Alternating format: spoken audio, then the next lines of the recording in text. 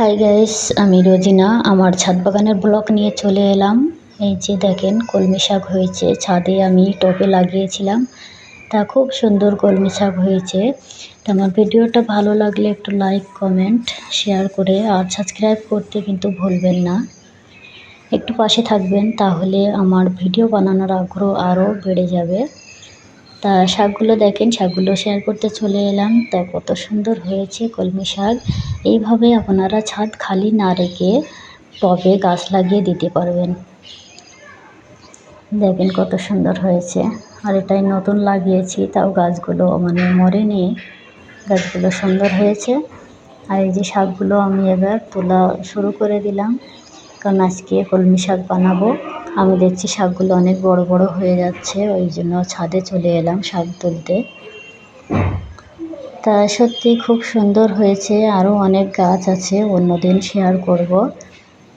ঝাল গাছ, বেগুন গাছ, উচ্ছে গাছ, পুঁইশাক গাছ, অনেক গাছ আছে। তারপরে কুমড়ো গাছ আছে।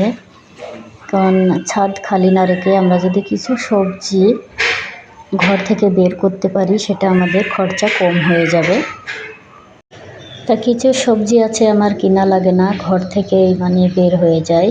তা শাকগুলো আমি তুলে কেটে নিয়েছি, এবার ধুয়ে নিচ্ছি। শাকগুলো ভালো করে ধুতে হবে, কদিন ধরে বৃষ্টি হচ্ছে, আর বৃষ্টি হলে তো টবের মাটি ছিটকে ছিটকে শাকের গায়ে লেগে থাকে।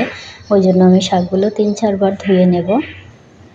আর একটা টবে লাল শাক হয়েছিল, লাল শাকটা অল্প হয়েছিল, ওই জন্য কটা তুলে এর সাথে মিক্স করে দিয়েছি।